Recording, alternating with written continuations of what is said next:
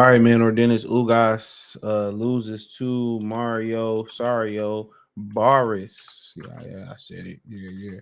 So he used the Mario Barrios, believes he got stopped twice in the dropped twice in the fight. Face starts swelling up again from the injuries. I mean, this the dude that Keith Thurman ran from and ducked out on.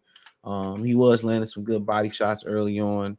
I think Barrios made an adjustment with the jab, a great adjustment with the jab, and that jab started hurting Yordenis Ugas.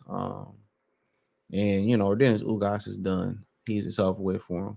I don't even know if you can call him a gatekeeper. Credit to him for finishing on his feet. Um, but you lose to a guy like Barrios, who Keith Thurman beat on, who Keith Thurman beat handily with 10-ounce gloves on, and they had more than 10 ounces on. Thurman would have probably stopped him, and Ugas couldn't do nothing with him. But Ugas jumped back in there pretty tough too, because once you look at the activity rate, Barrios, I didn't have a dog in the race. Barrios, had the activity. Ugas hadn't been in the ring since April. So you go April to April, May, June, July, August, September. We basically in October. So he ain't had been in the ring for almost 18 months. That's damn near 2 years. So, and coming off the facial issues he had versus Errol Spence. So since April of 2022, Mario Barrios has fought twice. He's fought February of 2023 this year.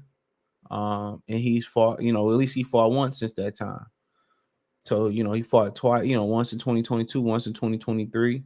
And so at least he got one fight in there, you know what I'm saying? Because he fought Thurman before Ugas got in the ring with Thurman. So at least he fought once in there. But, activity matters. And then, Ugas, you just don't never know. You feel like you healed up. And then those injuries show back up. And then, a lot of people were saying that Yordenis Ugas showed his real Cuban age. And the difference was Ugas is just not defensively responsible. Um, that's the problem. He's not defensively responsible.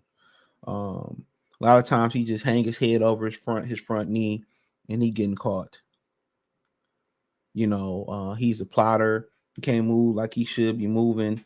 He don't maneuver like he should.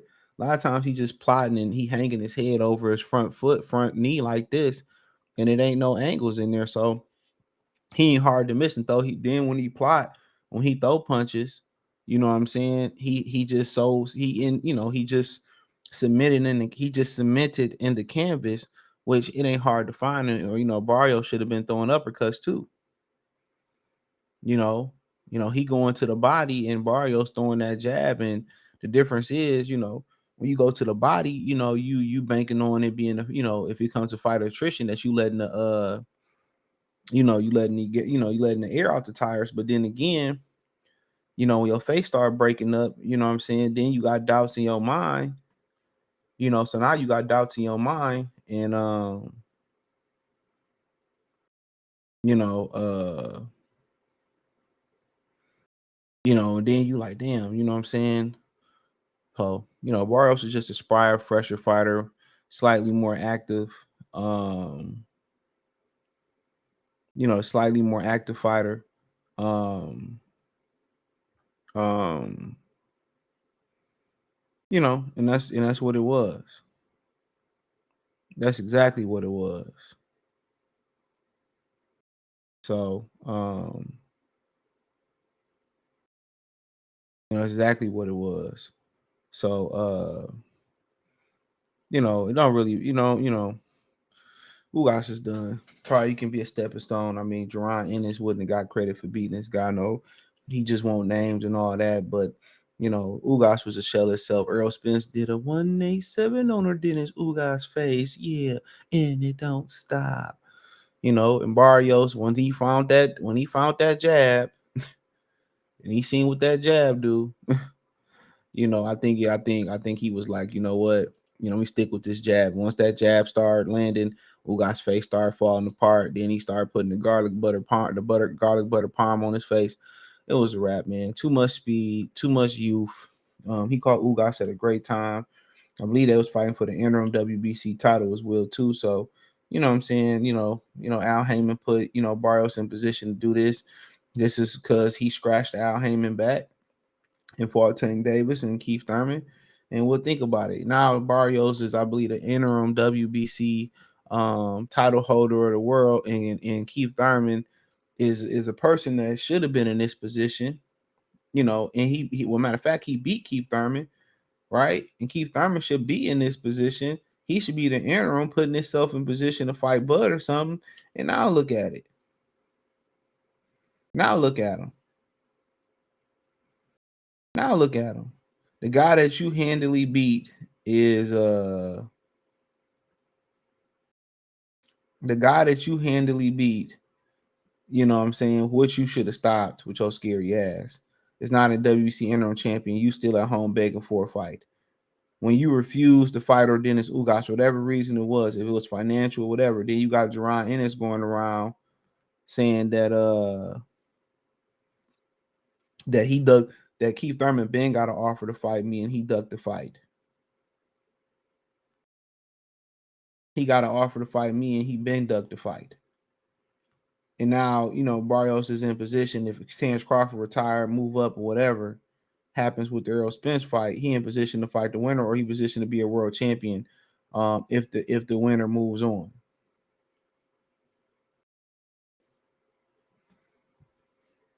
You know, but as far as the future or Dennis Ugas, because I'm not gonna do no separate video on that, but he was dropped in the round. He was down in rounds 2 and 12.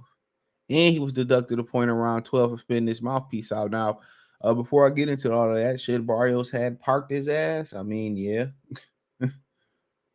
You know, but you know, Barrios should have really stepped it up to a different gear.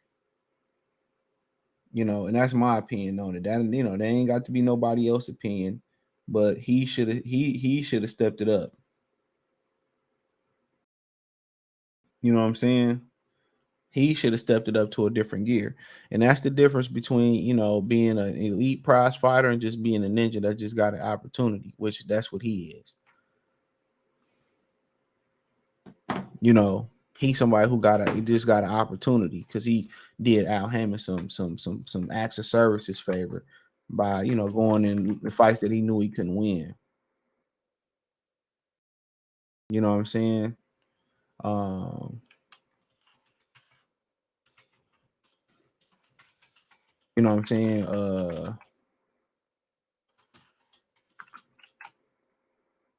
You know what I'm saying? So, but but nonetheless, as far as you know, where Mario Barrios go, um, uh, I just feel like, you know, just, you know, probably going, if he got to fight again, you know, before a decision is made with Spencer Crawford and what's gonna happen with the title, you know, you just take a fight that you know you can win. Go get a Baramos PBC punching bag. You know, you wait till you become a full champion, and then, you know, they probably gonna feed him to Jerron Ennis somewhere down the line. He may even get to stay on his fight before he get fed to Jerron Ennis. So I think pretty much that's where he go from there. Happy for him, showing people that, you know, even with losses, um, you still can come back and uh, you know, get world title fight. So that's pretty good. And then he did land this uppercut on Ugas is there all day.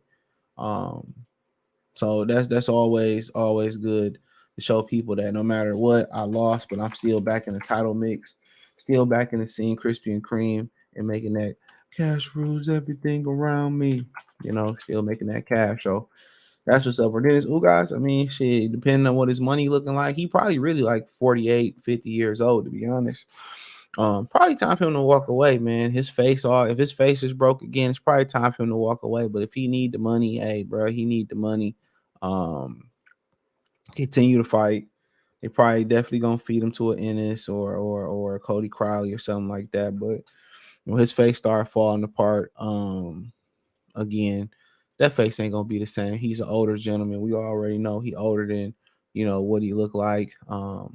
He waited 2 years to come back to take punishment, and his face still didn't hold up. So yeah, I mean, I never thought highly of him. Thought he was an average fighter. I think he was lucky to win a world title didn't really have that motor, but historically those Cubans, they fight amateur so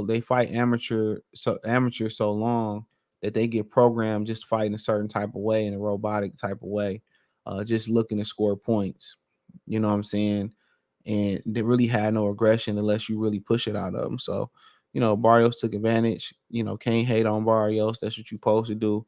Um, but if Barrios never found that jab, Barrios probably would have edged out a decision or would have lost this fight. He found that jab, and that's what changed that fight. And you know, for Ugas, it's probably time.